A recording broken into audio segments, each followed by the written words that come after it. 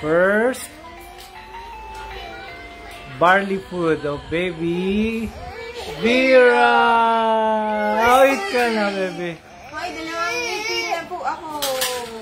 Show mo your teeth. Here we go, here we go. Vera! Let's see.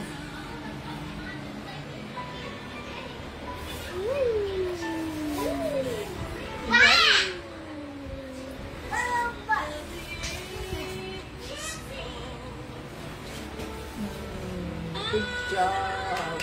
Ang kalat na. Yummy. Yes. Good job. 7 months na po ang baby Vera. Ay, ayaw yung punyasan. Oh, ito na. Takaw, baby. So, safe na safe po yung barley natin. Dahil she's now allowed to eat isda, itlog, and gulay. Since gulay ang barley, ayan, we added it dun sa kanyang pagkain. Oh, kinulit ni Kuya. Ayaw mo kay Kuya? Takaw ah. Laki ng zubo ah. Kasi dapat ginagamit to eh. Oh, ayaw magpunas. Opo. Okay, here we go again. Ayan. So, actually, 2017 pa lang po. Arby! May sound effects tayo sa likod. Consistent na ako inom ng barley. So, sanay na si Vera niyan. Kasi nasa tummy pa lang siya. Iniinom na ako ng barley. So, alam na niya yung lasa. Ayan. Okay. Sorry naman. Huwag niyo po ako aawanin. Makalat na. Ayan. Okay, siya yung nagalit. Opo.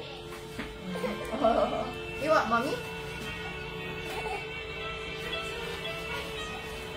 Okay, so this goes to show safe po ang ating barley. Ayan. For all the mommies out there, lalo na po kung pihikan yung mga baby nyo na kumain and pertaining to our 3-year-olds.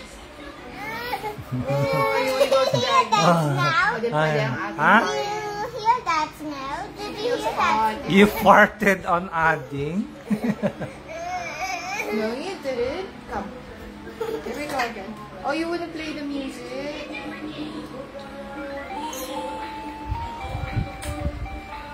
Ang kalat na.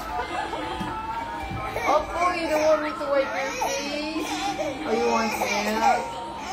Okay, so let's invite them. Ito po yung itsura ng barley natin. Pure and organic. Ayan. Ayan. So, we just give alas mga 1 gram lang. Safe po for babies. Opo, ito na po. Matakaw kasi siya. Gusto niya sunod-sunod pagkakain siya.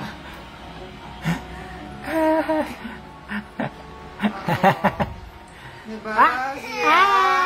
Wala na? Ito na ulit. Opo, yun na ulit. Gutom na gutom ka. Gusto mo pa ulit? Okay, ito na po ulit. Alright. Okay. Vera, look at mommy over here. Vera. Look at your flowers. Vera? Sinong handle? Ano na? Okay, so yummy. Actually made a lot. Oops.